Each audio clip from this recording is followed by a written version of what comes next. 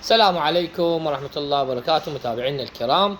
اليوم جهز عندنا موديل غرفة قاطن نجارة عراقية 100%. هذه الغرفة تكون من 9 قطع. الكنتور يكون ارتفاع 2.5، عرض الكنتور 3.25، الزاوية بارتفاع الكنتور عرضها 90 سنتيم. هذه الغرفة هالمرة اشتغلناها الداخل صاج طبيعي.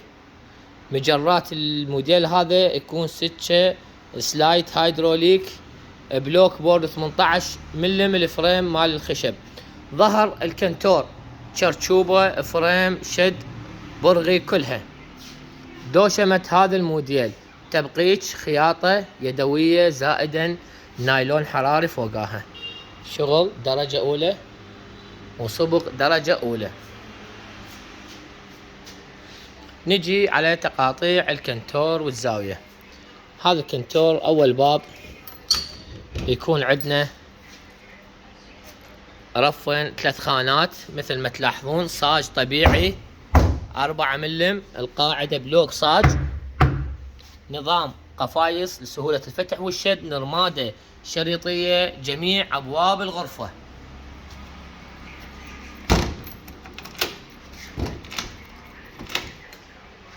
مثل ما تلاحظون الدقة بالعمل والصبغ. عندنا الملحق هنا، سعة تخزين كلش واسعة. يكون وجه الموديل هذا 6 ملم انديف، والداخل صاج طبيعي 4 ملم. نجي على الخانات الوسطية متكونة من بورة علاقة مثل ما تلاحظون.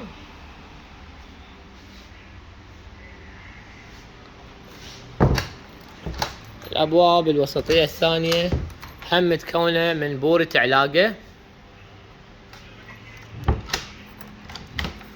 الملحق الثاني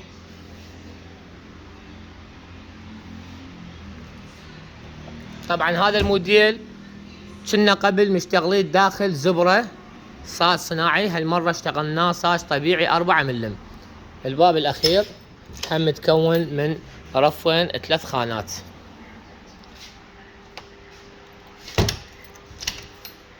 الزاوية الملابس هذه وانا تكون مشتغليها لكم رف زائد بوري. تقاطيع الزاوية حسب طلب الزبون، اذا اراد بورة علاقة، رفوف، تعاليق، نشتغل هي حسب الطلب. نجي هنا هسه على الكوموديات. الكوموديات مثل ما قلت لكم بلوك بورد كل الفريم وسكة هيدروليك.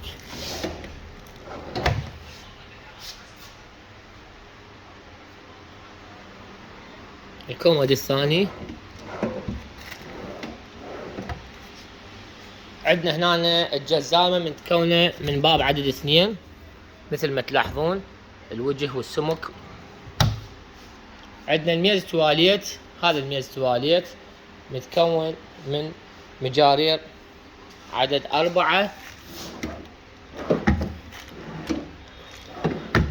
هنا يكون قاصة داخلية، ينفتح هذا المجر ويتخلى به، يعني هذا المجر ينفتح وينسد.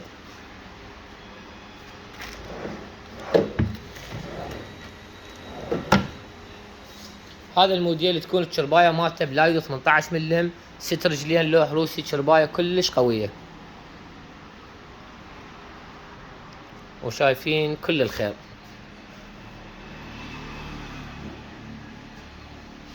هذا الموديل طبعا متوفر عندنا اللون الابيض واللون العسلي واللون الرصاصي.